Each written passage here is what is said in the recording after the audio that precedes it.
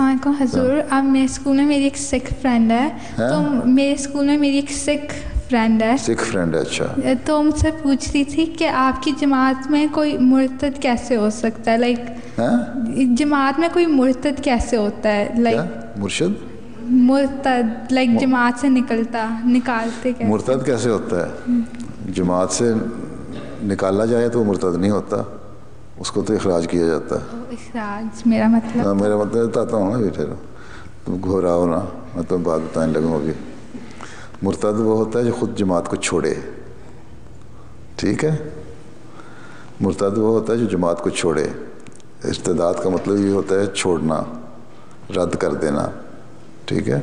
اس کو مرتد کہتے ہیں کہ اس نے چھوڑ دیا, جماعت کو رد کر دیا, میں نہیں مانتا, ٹھیک. اور ایک ہوتا ہے جس کو اخراج, اگر کسی نے کسی کے حق نہیں دیا, خامد نے بیوی کا حق نہیں دیا, کا کورٹ نے فیصلہ کیا, قضا نے فیصلہ کیا نہیں دیا, یا کسی نے کسی کو مارا, کسی کے رائٹس جو ہیں وہ چھین لیے, یا کسی بھی طرح کسی بھی قسم کا ظلم کیا, یا جماعت کے نظام کی خلاف ورزی کی, تو اس کو جماعت پھر تھوڑی سی سزا کے لیے, بتانے کے لیے کہ تم نے غلط کام کیا, تھوڑی سزا دیتی ہے, اس کو اخراج کہتے ہیں. اور کچھ اگر معافی مانگ لے تو واپس بھی آ جاتے ہیں. وہ جو نہ معافی مانگے وہ نہیں آتا, اکثریت تو آ جاتی ہے معافی مانگ کے, ٹھیک. تو سزا تو ملنی چاہیے نا, ٹھیک ہے نا. وہ برا کام کرو تو سزا ملنی چاہیے کہ نہیں, بس ٹھیک ہے. اخراج اس کو کہتے ہیں. تو سیکھنے کو کیا تکلیف ہے؟ وہ ایسے سوال پوچھتی رہتی ہے. نہیں مطلب مخرج, ایک اس سے پوچھو مرتد اور مخرج میں فرق ہے نا. نہیں, اس نے بس سنا تھا کسی سے کہ کسی احمدی لڑکی کو جماعت سے نکال دیا تھا, اس کے پاس بوائے فرینڈ تھا, تو کہی تھی ایسے کیسے ہو سکتا ہے, مجھ سے پوچھ رہی تھی. سوال یہ ہے کہ اسلام کیا کہتا ہے. اسلام کہتا ہے کہ لڑکی جو ہے مسلمان, اس کو اپنی عصمت کی, اپنی چیسٹٹی کی, اپنی آنر کی حفاظت کرنی چاہیے, ٹھیک ہے. اور جو نہیں کرتا وہ غلط کرتا ہے, ٹھیک ہے. اسلام یہی کہتا ہے نا.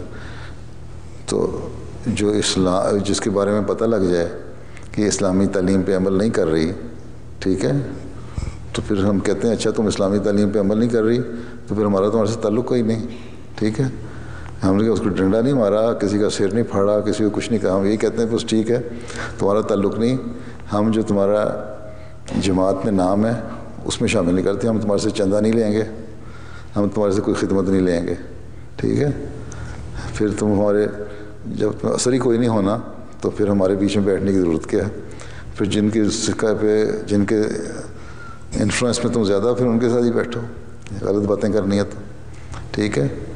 اس لیے نکالا جاتا. صرف سوال یہ ہے کہ اسلام کہتا ہے شادیاں بھی کرو, اپنی پسند سے بھی شادی کرو. حضرت صلی اللہ علیہ وسلم نے بھی فرمایا کہ ٹھیک ہے لڑکا اور لڑکی کی پسند ہونی چاہیے شادی کرنے کے لیے, لیکن جو اس کی ایک طریقہ ہے صحیح, اس پہ چلنا چاہیے, ٹھیک ہے. اور اگر ماں باپ نہیں مانتے تو خلیفہ وقت کو لکھ کے کہہ سکتی ہو کہ جو ہے کئی لڑکیاں ایسی ہوتی ہیں, لکھتی ہیں, ان کی شادیاں بھی کروا دی جاتی ہیں ان کی پسند سے, بشرطے کہ وہ احمدی ہو. لیکن ایک شخص, تم کسی بھی جگہ چلی جاؤ, تم اسکول میں ہو, کسی کالج میں ہو, ان کے اپنے رولز اینڈ ریگولیشن ہیں, بلکہ کسی کلب میں بھی ہو, اس کے اپنے رولز اینڈ ریگولیشن ہیں. جب ان کو تم توڑتے ہو تو وہ تمہیں باہر کر دیتے ہیں, ٹھیک ہے نا. تو جماعت کے بھی رولز اینڈ ریگولیشن ہیں, ان کے اندر رہنا چاہیے. اور رولز اینڈ ریگولیشن کیا ہیں؟ اللہ تعالیٰ کے حکم. تم لوگ جو احمدی وقفے نو لڑکیاں ہو, تم لوگوں کو چاہیے کہ دینی علم زیادہ بڑھاؤ, تاکہ اس قسم کے سوالوں کے جواب جو نئے نئے اٹھتے ہیں نا خود دیا کرو.